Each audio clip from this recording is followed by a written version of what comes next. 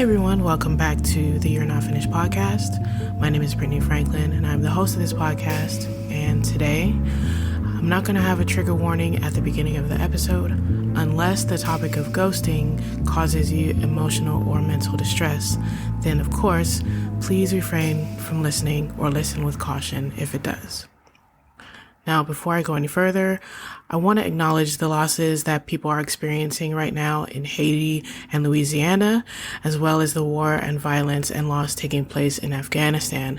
I am praying for and standing with everyone affected by what's going on in those areas of the world.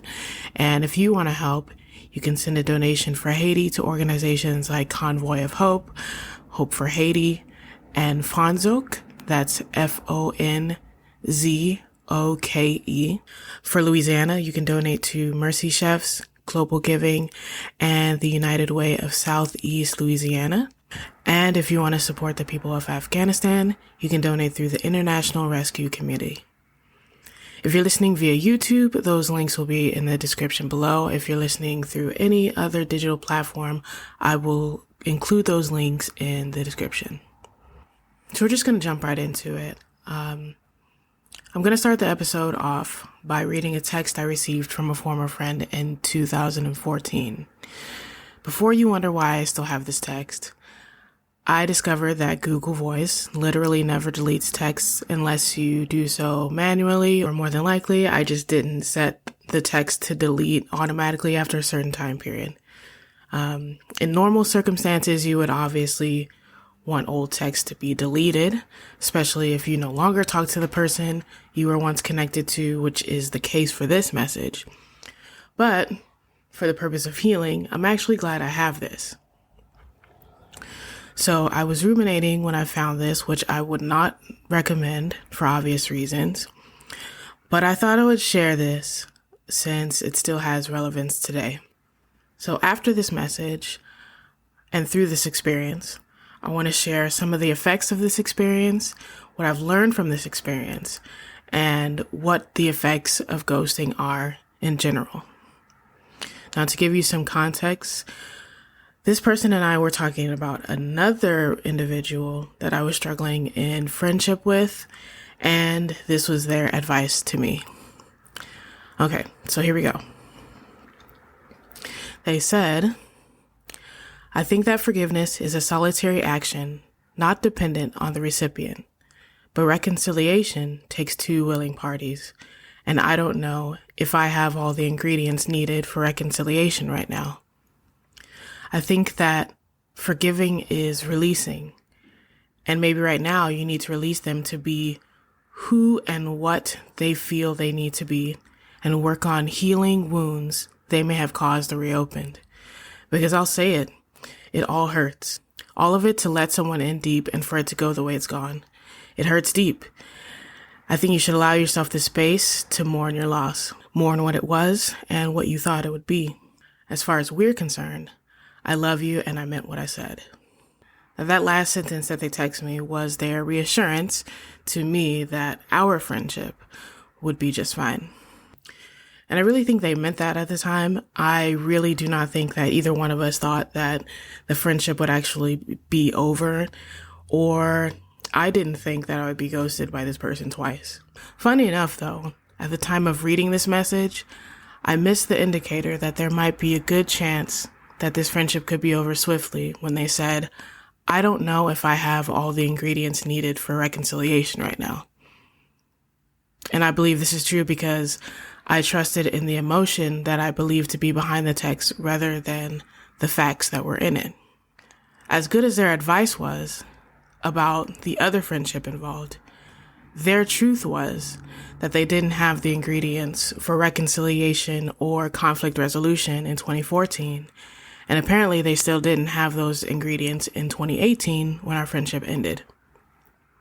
Now, the reason why I'm bringing up this conversation is to demonstrate how it is evident to me that most, if not all people who decide to ghost do not have the ability or maybe even the desire to reconcile, handle conflict, or have difficult conversations, whether reconciliation in regards to maintaining the friendship or relationship is the end goal or not.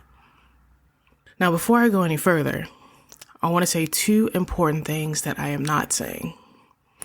First of all, reconciliation with the intent to restore connection is never required, especially when it's unsafe to do so in any friendship or relationship.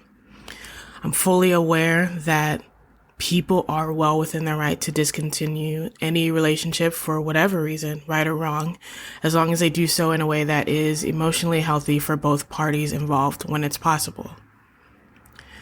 I also want to say that when it comes to this friendship that I'm referencing in particular, I've accepted what it is now and their choices. So I'm not going to disrespect them for any reason now or ever, and it is definitely not my intent to do so by talking about this experience.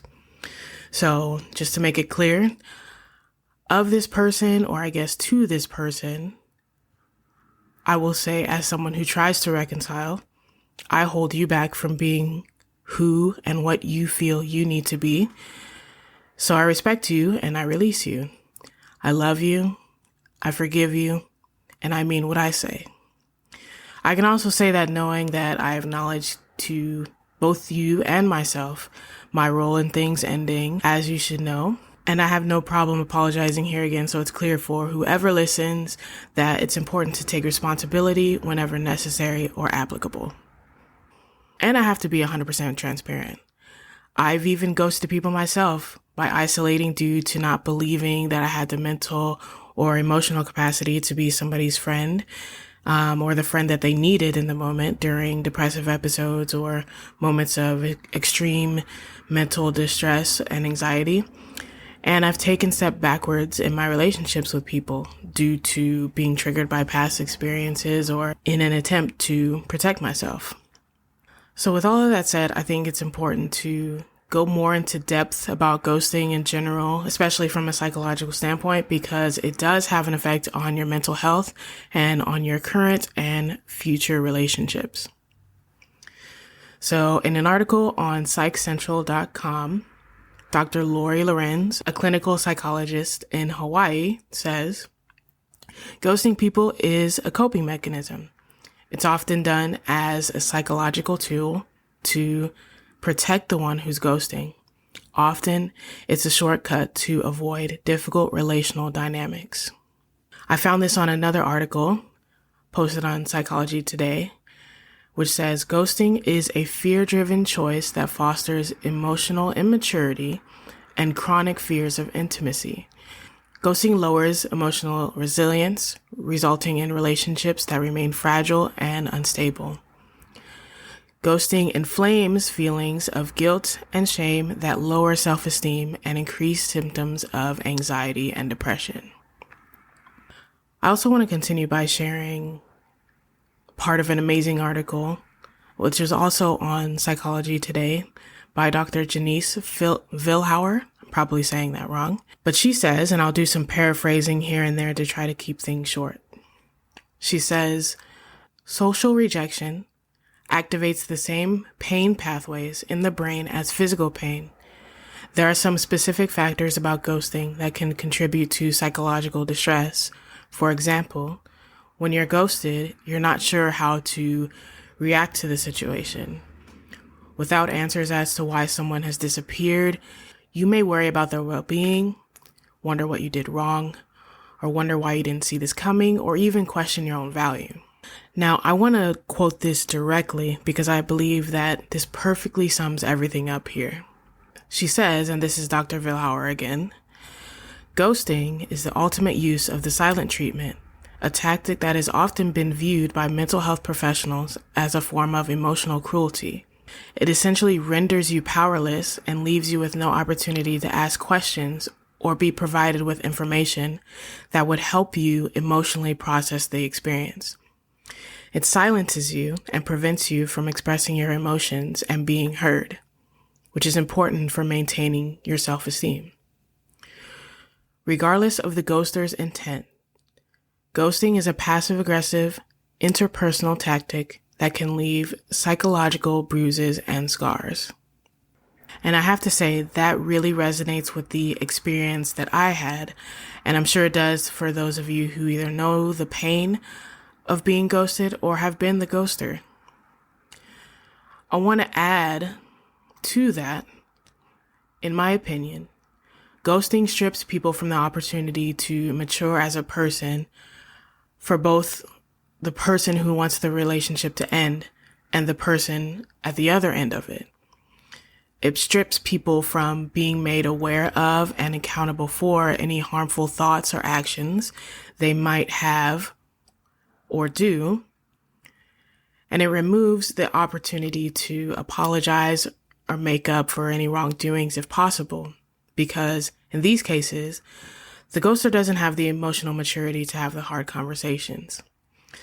I said this earlier, but I really want to reiterate that I'm not saying that having the hard conversations with people doesn't mean you automatically remain connected to them, especially if people are unapologetic or unwilling to see things from a different perspective, or if the relationship is just unsafe. But what I am saying is, those hard conversations and moments of conflict are almost always, in one way or another, the starting point for personal growth that have positive effects on your life and your interpersonal relationships in general. It's especially helpful in practicing good and safe communication with friends and loved ones.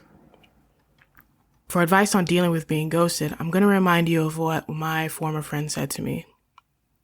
Forgive and release. Release them to be who they feel like they want or need to be, and work on those wounds that their actions might have caused or reopened. Mourn what it was and what you thought it would be. I'll add to that. You might have to forgive and release repeatedly, depending on the closeness or the history of the relationship. And also, don't attach your self-worth to the actions of someone who didn't think you were worth the conversation. Focus on who stayed, not who left. And focus on the fact that you're still here and have been given another day to love others and yourself well. I would also recommend seeking comfort and counseling with a safe friend and a licensed therapist if being ghosted has had a significant impact on your mental and emotional well-being and your relationships. I know that realistically, with so much going on in the world and in our personal lives, it can be really hard to stay connected to others, especially with COVID-19. But we really do need people, and they really need us. We need our friends, we need our loved ones, and we can't do life all by ourselves, especially those of us who struggle in our mental health. I want to end this with a Bible verse that I think will really sum this up, especially in the area of friendship. Proverbs 17:17 says, "A friend loves at all times, and a brother is born for a time of adversity." I really hope that the information and the experience and the scripture that I shared can help you in the area of your friendships and relationships, or if you're dealing with someone who ghosted you, or if you have a tendency to ghost other people. I really hope this is helpful to you. So, if you're listening to this on YouTube, I will post the article links in the description below so that you can take a look at them for yourself and find the sources cited. But yeah, that's it for today's episode.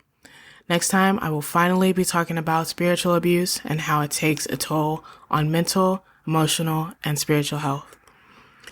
If you need additional resources for mental health, addiction, and suicide, head over to www.you'renotfinished.com and click the Get Help section.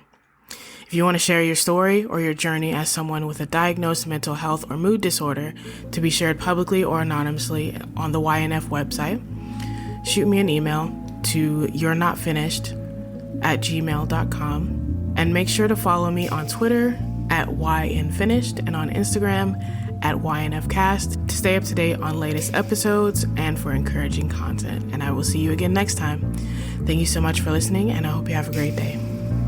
Bye.